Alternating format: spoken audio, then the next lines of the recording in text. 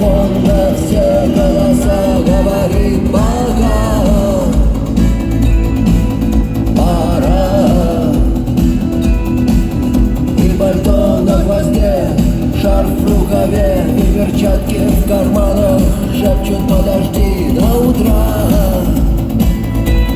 До утра.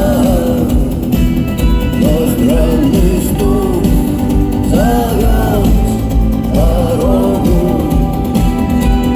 Может сердце, может стук в дверь. И когда я обернусь на пороге, я скажу одно лишь слово: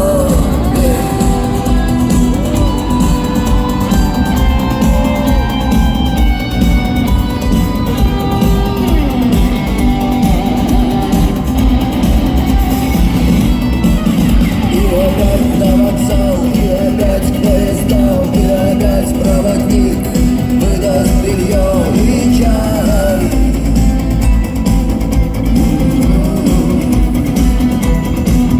И опять не усну, и опять сквозь грохот колес мне послышится снова